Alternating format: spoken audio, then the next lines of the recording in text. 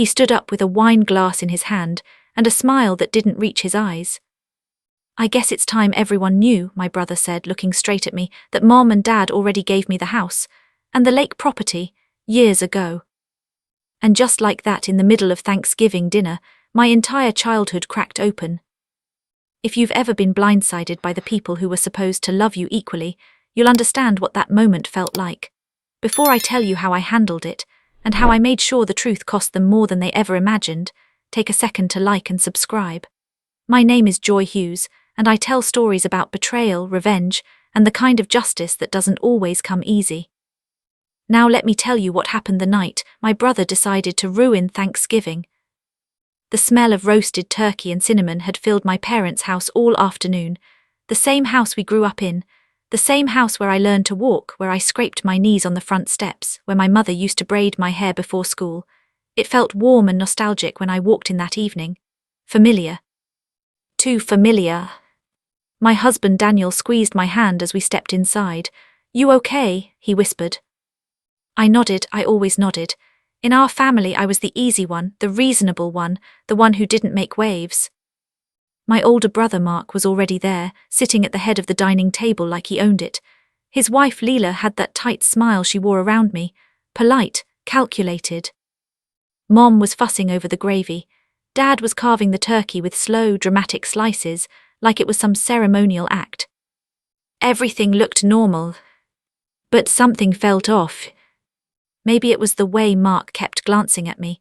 Maybe it was the way Mom avoided eye contact when I mentioned the upcoming property tax increase in the neighborhood. "Prices are crazy," I said casually. "Imagine what this place is worth now." Dad cleared his throat. "It's not about money." Mark smirked. I should have paid more attention to that smirk. Dinner started with the usual small talk, work updates, kids' grades, traffic complaints, but there was an undercurrent, a tension that hummed just beneath the surface like a power line. Then Mark tapped his glass. The sound cut through the room, sharp, intentional. He stood up slowly like he had rehearsed this. "I've been meaning to share something," he said, "and since we're all here." My stomach tightened. Mom looked down at her plate. Dad didn't look at me at all. And then Mark said it. "I guess it's time everyone knew that Mom and Dad already transferred the house to me, and the lake property too. They did it a few years ago." Silence. Not the peaceful kind, the suffocating kind. I actually laughed at first, a reflex. "What?" Mark tilted his head. "It's true, they wanted to make sure everything stayed in the family." "I am family," I said. Leela reached for her wine. "Wells, technically." That word, technically. It felt like a slap. I looked at my parents. Is this a joke? Mom's hands were trembling. "Honey, it's not like that." "Then how is it?" My voice sounded distant to my own ears. Dad finally spoke.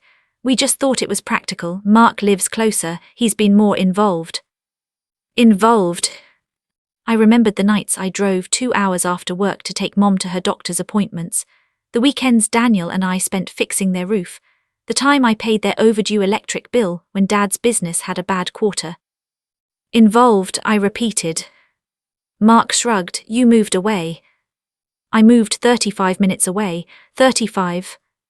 But in their narrative, that was abandonment. The room started to spin slightly. I felt heat crawling up my neck, my chest tightening. "So you just gave him everything?" I asked quietly. "It's not everything," Mom said quickly. "There are savings and sentimental things." Sentimental things?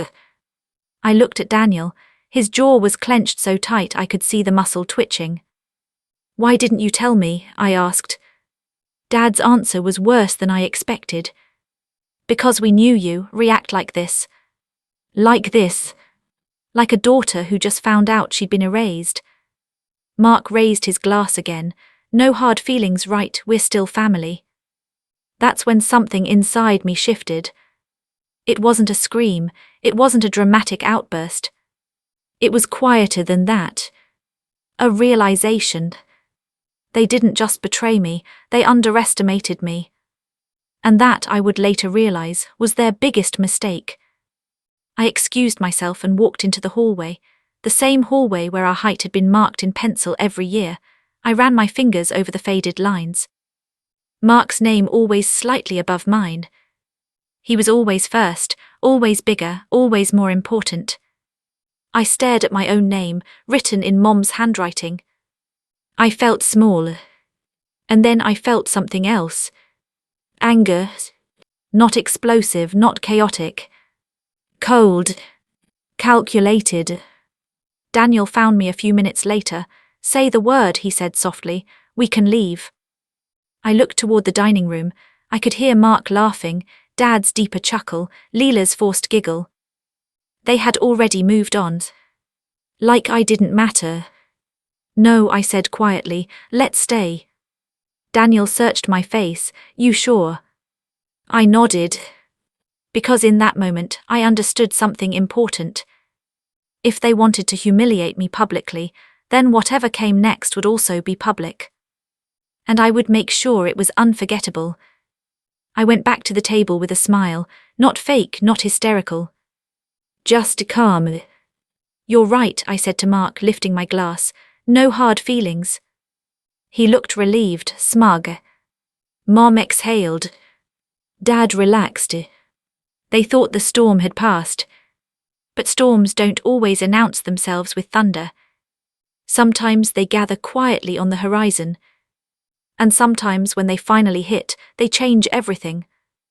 That night I didn't sleep.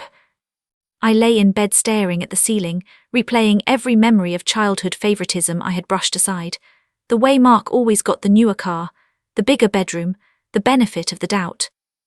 I told myself it was normal, that every family had dynamics. But this wasn't dynamic. This was deliberate. They had legally transferred the house and the lake property to him years ago. Years. That meant family gatherings where they talked about our future were lies. Conversations about one day this will all be yours were performances. And the worst part, they trusted that I'd never find out. Or if I did, that I'd accept it quietly. They forgot something about me. I might not be loud, but I am not weak. The next morning I made a call. Then another. And by the end of the week, I had information they never expected me to uncover. But what I found out didn't just explain the betrayal. It exposed something far more dangerous. And that's when this stopped being about inheritance and started becoming about justice. The first call I made was to the county records office. My voice was steady, calm, professional. I asked for copies of the property transfers for my parents' home and the lake house. I gave the parcel numbers from memory. I'd grown up memorizing details about those properties like they were part of our identity. The woman on the phone was polite, efficient. "Yes, ma'am, the primary residence was transferred via quitclaim deed 3 years ago. The lake property about 6 months before that." 3 years. That meant every Thanksgiving, every Christmas, every birthday dinner since then had taken place in a house that no longer legally belonged to my parents. I thanked her and hung up. My hands were cold. Daniel was watching me from the kitchen doorway. "It's real. It's real." He nodded slowly. "Okay, so now we deal with it." "We." That word steadied me. I drove to the county office in person the next day. I wanted the documents in my hand. I wanted to feel the paper, see the signatures. Mom's looping handwriting. Dad's firm, straight letters. Mark's confident scrawl. Everything notarized. Clean. Legal. But something caught my eye. The transfer date on the lake property. 6 months before Dad's business reported its largest financial loss in years. That made my stomach twist. I pulled up public business filings. Dad's company had taken on significant debt around that time. There were liens filed temporarily, then mysteriously cleared. And the lake house had been transferred just before those liens appeared. I leaned back in the hard plastic chair at the records office. This wasn't just favoritism. This looked strategic. They didn't just give Mark the properties because they loved him more. They moved assets out of their name before financial trouble hit. Which meant one of two things. Either they were protecting the properties from creditors, or they were hiding something. That night I couldn't sit still. I paced the living room while Daniel sat at the dining table reviewing copies with me. If they transferred everything before debt hit, he said slowly, it could be asset shielding. Which is legal, I said. Sometimes. That word hung in the air. I didn't want to think my parents were capable of anything illegal or unethical. But I also didn't want to be naive. The more I thought about it, the more details started lining up in a way that made my chest tighten.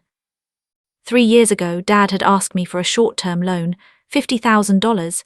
He said the business was temporarily tight. He promised to pay it back within 6 months. I gave it to him without hesitation.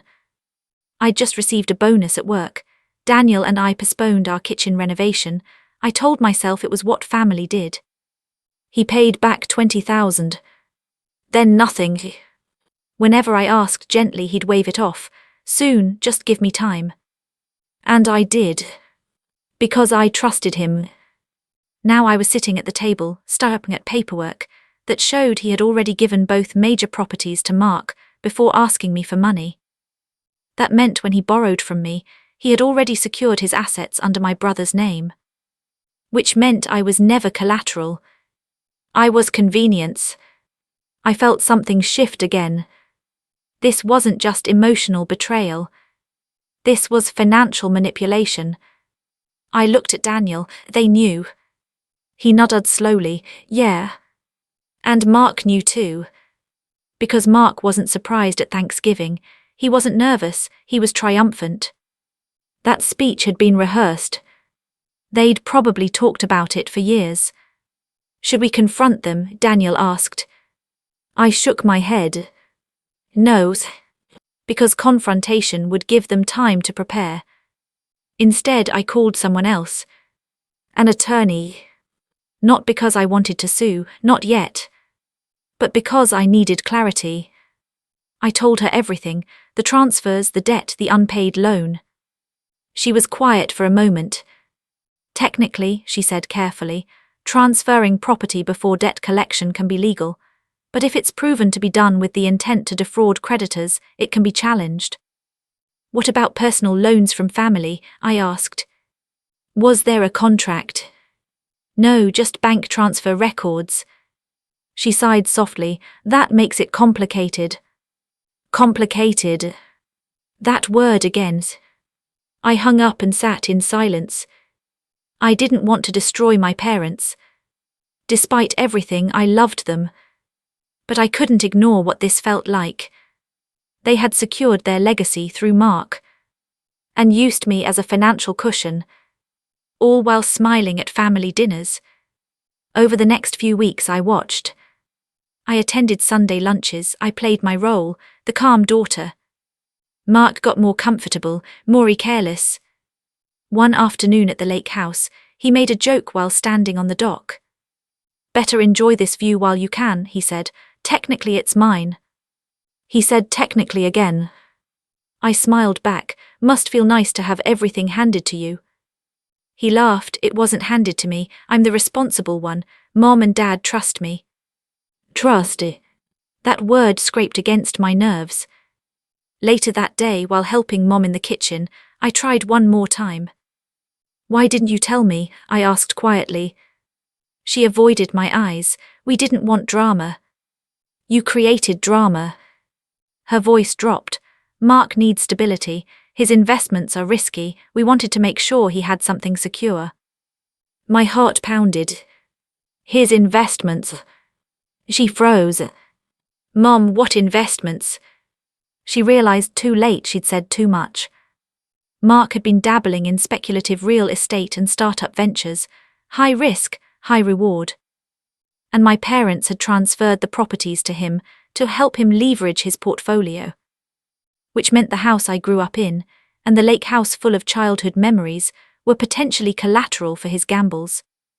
I drove home in silence that night. Daniel waited until we were alone to ask, what did she say? They didn't just favor him, I whispered, they armed him. And that's when the real fear set in. Because if Mark's risky ventures failed, those properties wouldn't just be his. They'd be exposed.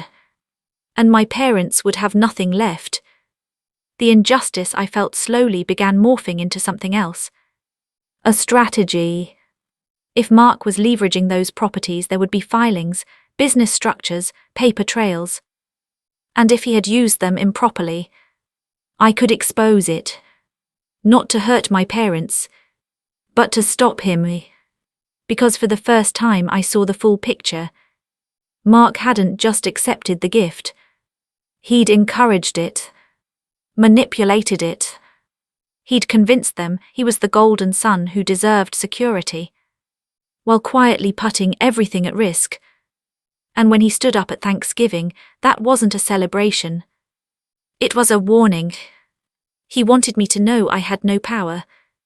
He wanted me to feel small. But power doesn't always look loud. Sometimes it looks like patience. And I was very, very patient. I started researching Mark's businesses. And what I found made my blood run cold. Because the house wasn't just transferred to him.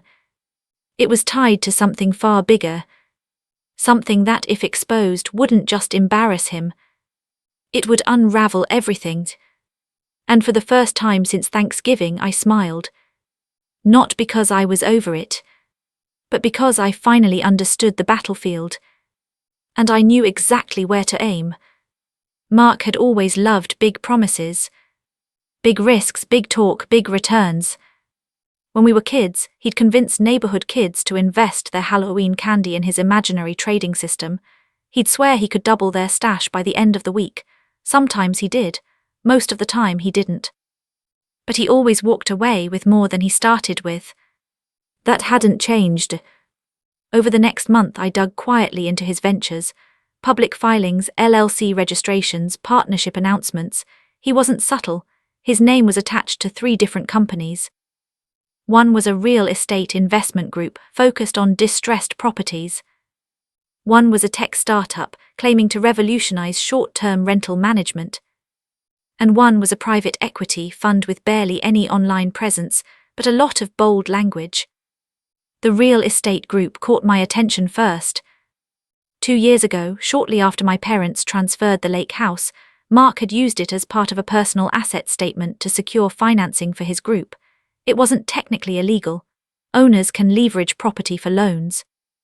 But the numbers were aggressive. Very aggressive. He had overvalued the lake house by nearly 30%. I stared at the documents on my laptop late one night, the glow of the screen reflecting in the dark living room. My heart was steady, not racing, not panicked. Focused. If the valuation was inflated to secure better loan terms, that could become a problem if the lender ever looked too closely. And lenders look closely when payments stop. So I kept digging. The tech startup was bleeding money. That was obvious from job listings disappearing and LinkedIn posts about restructuring. The private equity fund was harder to trace, but I found something interesting. One of the listed partners had quietly resigned 6 months ago. And the timing lined up with Mark increasing his personal loan obligations, which meant he was overextended. Dangerously overextended. I closed my laptop and leaned back, staring at the ceiling. This wasn't just sibling rivalry anymore. This was a ticking clock. If Mark collapsed financially, he wouldn't go down alone. He'd take my parents' entire legacy with him. And suddenly my anger shifted shape again. It wasn't just about revenge. It was about control. About making sure he couldn't gamble everything while smirking at Thanksgiving. A week later, the opportunity came faster than I expected. Dad called me on a Tuesday afternoon. His voice sounded strained. "Can you come by?" he asked. "We need to talk." Need. That word felt heavy. When I walked into the house, it felt different. The air was tense. Mom's eyes were red like she'd been crying. Mark wasn't there. Dad sat at the kitchen table, papers spread out in front of him. "What's going on?" I asked carefully. He looked older than he had a month ago. "Mark's under some pressure," he said. "Pressure?" I sat down slowly. "What kind of pressure?" He rubbed his temples. "One of his projects stalled. Investors are nervous. He needs liquidity." "Liquidity? That's business," I said evenly. Dad looked at me in a way he hadn't in years, like he was unsure of something. He asked if we could co-sign on a short-term bridge loan. The room went very quiet. "You don't own the house," I said softly. Mom flinched. Dad's jaw tightened. "Technically we don't." "Technically again." "So how would you co-sign?" I asked. Dad hesitated, and that hesitation told me everything. "He suggested transferring partial interest back temporarily," Dad admitted, "just to strengthen the application." I almost laughed. He wanted to shuffle ownership around like chess pieces. Back and forth. As long as it benefited him. "Did you agree?" I asked. Mom shook her head quickly. "We told him we'd think about it."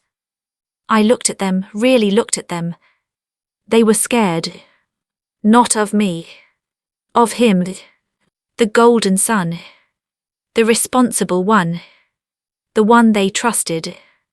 I realized something then that chilled me. They didn't give him everything because he was stable.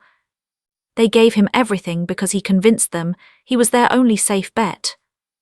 And now they were trapped in his gamble.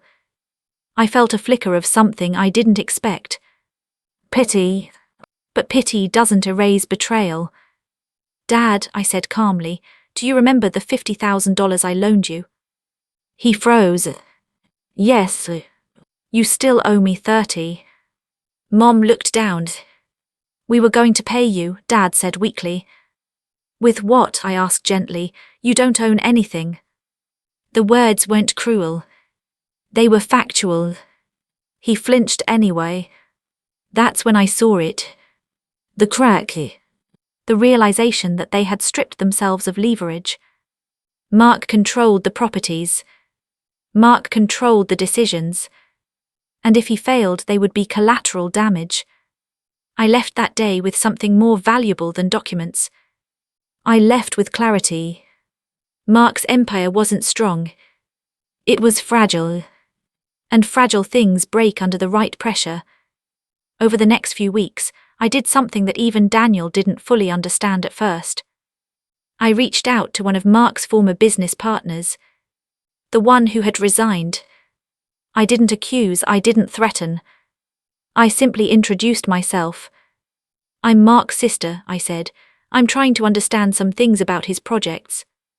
There was a long pause on the other end. Then a quiet laugh. "Good luck with that." We met for coffee. He didn't give me confidential documents, he wasn't reckless. But he gave me context. Mark was charismatic, convincing, visionary on the surface. But impulsive. He'd move money from one project to plug holes in another.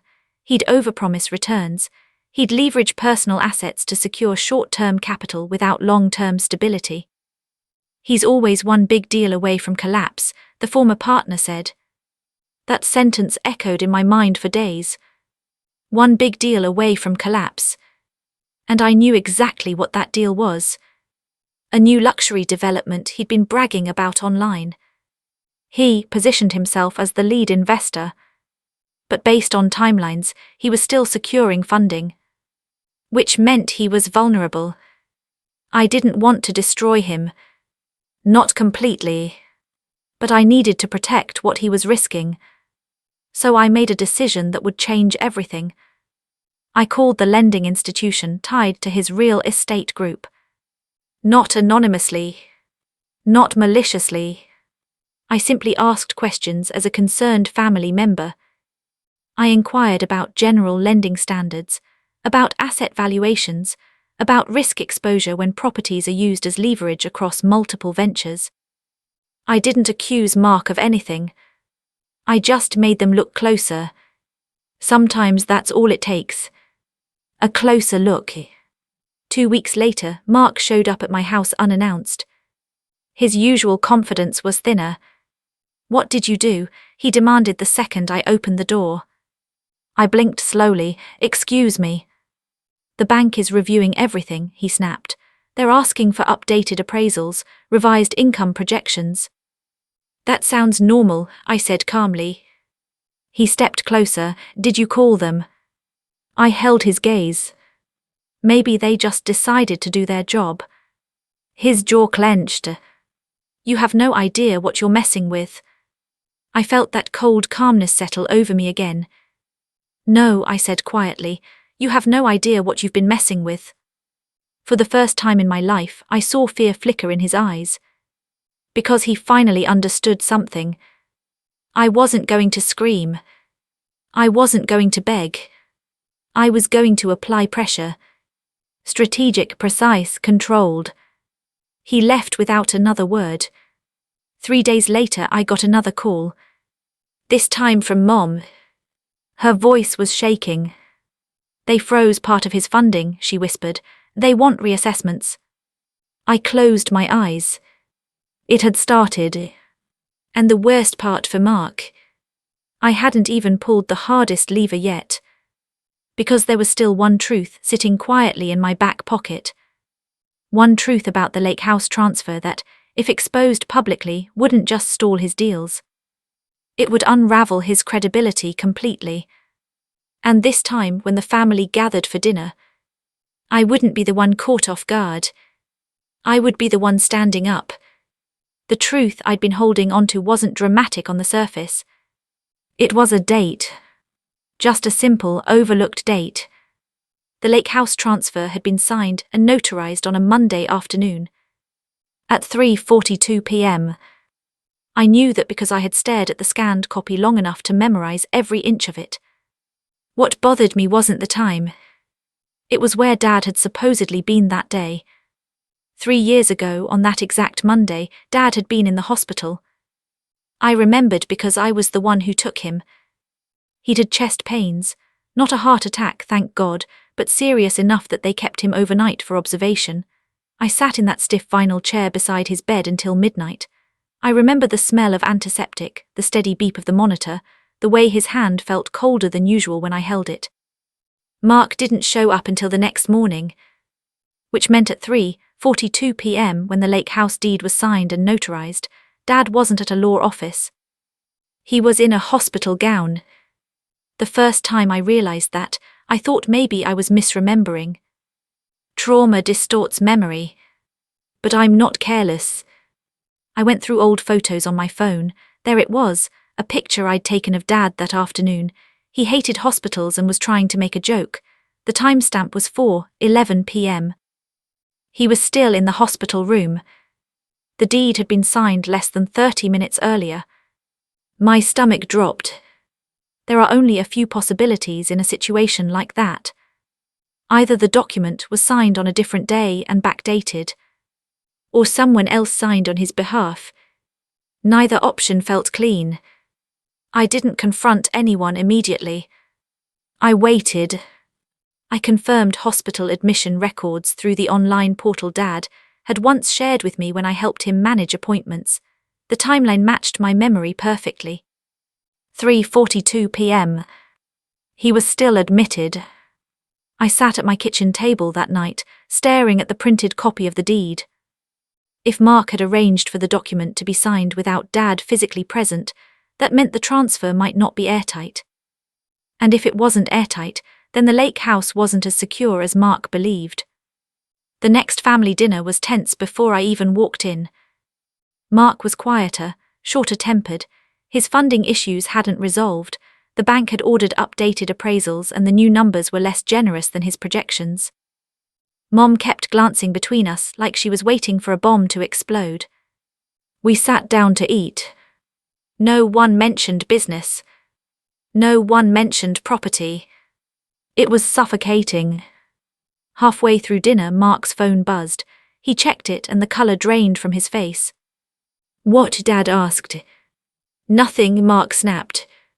But it wasn't nothing. I could feel it. And I knew it was time. I put my fork down gently. "Mark," I said evenly, "can I ask you something about the Lake House transfer?" His eyes shot up to mine. What about it? I was just reviewing the paperwork, I continued calmly. The signing date caught my attention. Dad stiffened. Mom's hand froze midair. Mark leaned back, and I realized something strange, I said. Dad was in the hospital that afternoon. Silence. The kind that hums in your ears. Mark didn't blink. So, I said softly, how did he sign a notarized deed at 3:42 p.m. from a hospital bed? Mom's fork clattered against her plate. Dad looked at Mark. Not at me. At Mark. Son, he said quietly. Mark's composure cracked just a little. He signed it earlier, it was processed later. The document says signed and notarized at 3:42, I replied. Not processed, signed. His jaw tightened. Are you accusing me of something? I held his gaze. I'm asking a question. Dad's face had gone pale. I don't remember the exact time, he murmured. I wasn't feeling well. That sentence told me more than anything else. He didn't remember. Which meant Mark had handled it. Was a mobile notary sent to the hospital? I asked calmly. No answer. Mom's breathing had quickened. Mark, Dad said again, slower this time, was a notary sent. Mark slammed his hand on the table. This is ridiculous, you think I forged something. I didn't raise my voice. I think you were in a hurry to secure that property, I said, and I think you knew Dad was vulnerable. The word vulnerable hit hard. Dad flinched. Mark stood up. You're twisting this. You're trying to sabotage me because you're bitter. Bitter? There it was again, the narrative he'd built about me. I stood up too. I didn't call your investors, I said quietly. I didn't sabotage your deals. That wasn't entirely true. I had asked questions, but I hadn't lied. What I did do, I continued, was protect our parents from being collateral in your gambling. Dad looked between us like he was seeing something for the first time. Is that true? He asked Mark. Mark didn't answer directly. It's called leveraging assets, he snapped. It's how business works. Did you backdate the document? I asked. The room felt like it was shrinking. Mark laughed, but it sounded forced. You have no proof. I reached into my bag slowly. I placed 2 pieces of paper on the table. One was the deed copy. The other was a printout of Dad's hospital admission record with the timestamp highlighted. I don't need proof of intent, I said softly. I just need enough doubt. Mom covered her mouth. Dad stared at the papers like they were written in another language. Mark, he whispered. And for the first time in our entire lives, my brother didn't have an immediate answer. That was the turning point. Not because I'd destroyed him, but because I'd cracked the illusion. The golden son. The responsible one. The safe bet. Dad pushed his chair back slowly. We need to talk, alone. Mark's eyes burned into mine as Dad walked toward the den. This isn't over, he muttered. I met his stare without blinking. No, I said calmly, it's not. They were in that room for nearly an hour. Voices raised, then lowered, then silence. When Dad finally came out, he looked different. Not broken, but disillusioned. We're consulting an attorney, he said flatly, about the lake house transfer. Mark's face went white. You can't be serious. Dad's voice was steadier than I'd heard in years. If everything was done properly, then there's nothing to worry about. Mark looked at me like I'd stabbed him. But I hadn't. I'd just shined a light. And fragile things don't survive light very well. The weeks that followed were chaos. Lawyers reviewed documents. Notary logs were requested. There were inconsistencies, nothing dramatic enough for immediate criminal charges, but enough to question validity. Mark's lenders got nervous. Very nervous. Because if ownership of the lake house was under review, then its status as secured leverage became uncertain. Funding tightened further. One of his major investors pulled out. And just like that, the big luxury development he'd been bragging about stalled indefinitely. He didn't lose everything overnight. But the myth of his invincibility shattered.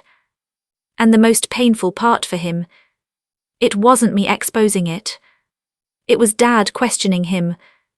That's what cut deepest. One evening, weeks later, Mom called me.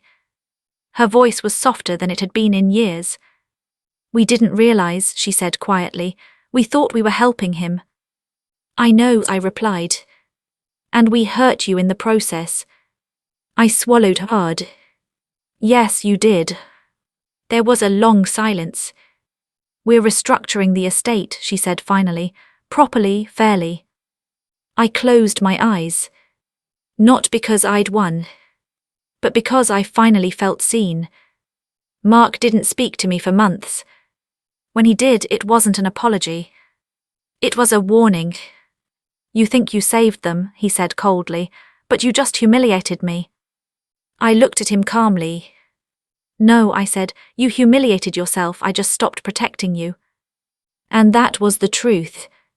For years I'd protected him, by staying quiet, by downplaying favoritism, by absorbing disrespect. Thanksgiving had been his power play. He wanted me to feel small, disposable. But what he forgot was this. Silence isn't weakness. It's patience. And patience, when combined with truth, is lethal. The final Thanksgiving after everything settled felt different. Quieter. Mark showed up late. He didn't sit at the head of the table. Dad carved the turkey without theatrics. Mom met my eyes and held them. There were no speeches. No glasses tapped. Just food and a fragile, honest silence. As I looked around that table, I realized something important. Revenge doesn't always mean destruction. Sometimes it means restoring balance. Sometimes it means forcing the truth into the open so that everyone has to live in it. And when dinner ended, Mark didn't look at me. But he didn't smirk either. For the first time in our lives, we were equals. Not because I took something from him, but because I proved I could. And if you've ever been underestimated, ever been the easy one in the family, remember this. The quiet ones aren't weak. We're watching. We're learning. And when the moment comes, we don't explode. We execute. If this story resonated with you, if you've ever had to stand up for yourself against family betrayal, make sure you subscribe. Share your thoughts in the comments. Justice doesn't always look loud. Sometimes it looks like patience, paperwork, and perfect timing. And trust me, that kind of justice lasts.